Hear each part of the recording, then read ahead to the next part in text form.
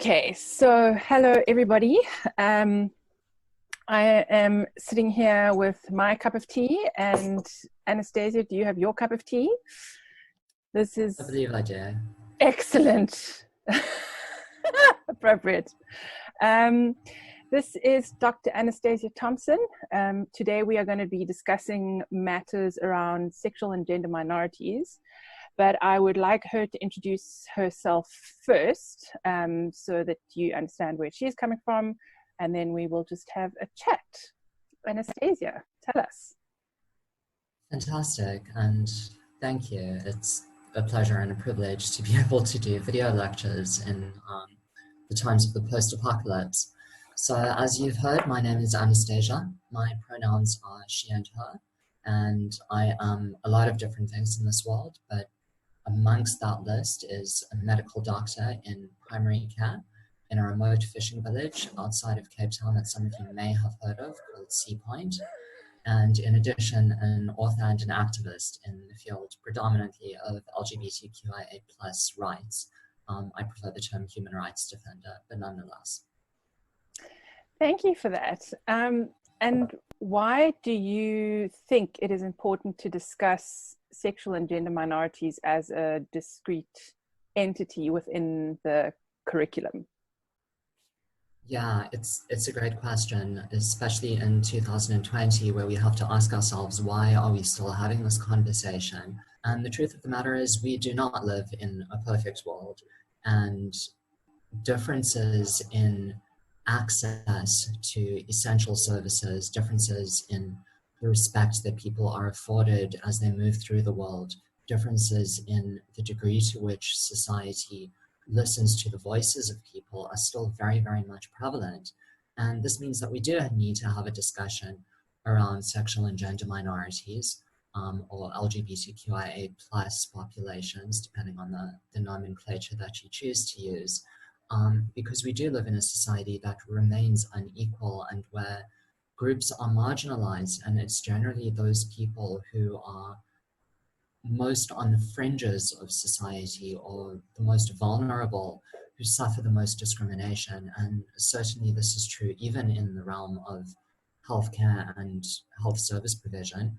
And we as providers and as future doctors need to be aware of that, because it's up to us to address these inequalities and iniquities and ultimately dismantle them. Yeah, I mean, I absolutely agree. Would you like to expand a little bit on why that is the case? Yeah, so I think we can actually kind of take a step back and just speak a little bit about that term that I threw around a little earlier, LGBTQIA+. And since I'm unable to pick on students in person, which is a wonderful pastime of mine, Dr. Gordon, you're going to have to stand in for me and be my volunteer for this little experiment. But Sure. if we speak about that acronym, LGBTQIA+, do we know what it means? So let's go through. Can you tell me what the L stands for? I think the L stands for lesbian. 100% correct. And the G? Gay. Exactly right. And the B? Bisexual. Bisexual. Perfect. And the T? Is transgender. Transgender, that's 100% right. If any of you playing along at home said transsexual, I will let you know that that language is regarded now as being a little bit outdated and obsolete. There are some people in the world who still apply the label of transsexual to themselves, but it's not something that we speak about in broad terms anymore. The Q? Queer or questioning. Queer or questioning, exactly right.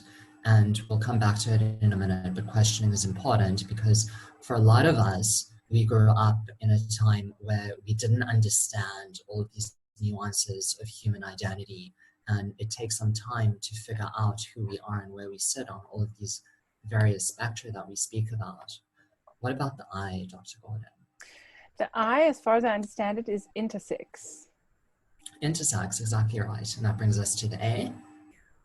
Asexual. Asexual, 100% right.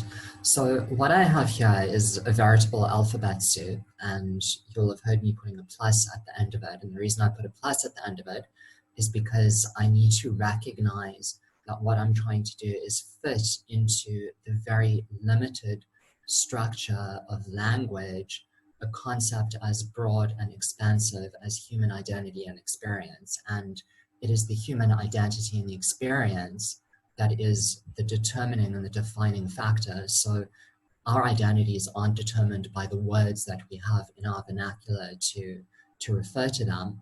In fact, it's the responsibility of language to grow and develop and change. And this is why, as I said a few moments ago, a word like transsexual, which we used to use as a commonplace term just a couple of years or decades ago, is now out of date. And we use the word transgender because the language is growing and developing and changing.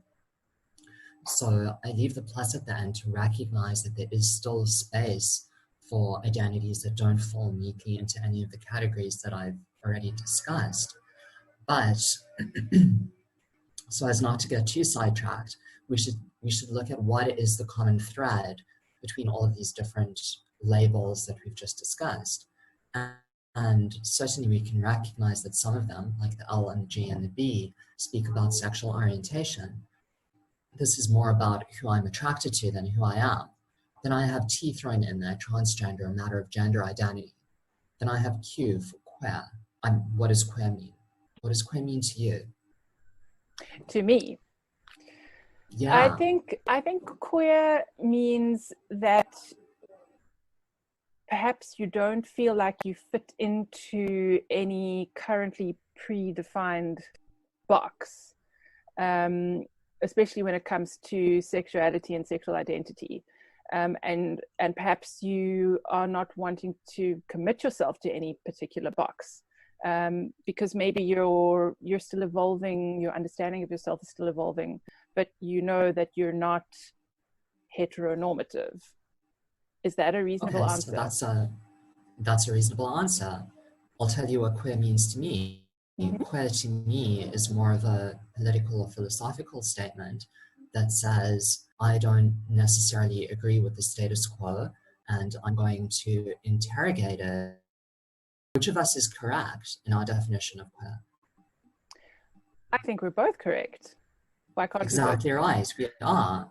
And if you go and ask a bunch of other people what their definition of queer is, they'll give you a completely different definition to either yours or mine, and they're also right. And this is quite interesting because if we look at the history of the word queer, it was this word that we were allowed to say a couple of decades ago. It used to be like a dirty word. Yeah, it used to, yes, it was pejorative. Right, so this was a word that we used to target people and to kind of pinpoint them as, oh, this is someone who's different. This is one that we've got to pick on and bully and harass and beat and etc., etc., etc. But now we can use that word, and the reason that we can use it now is because the word has been reclaimed by the people that it refers to. So people in the queer community have actually stood up and said, we will decide what this word means. We will define it. It will belong to us. We've taken the power back when it comes to that word.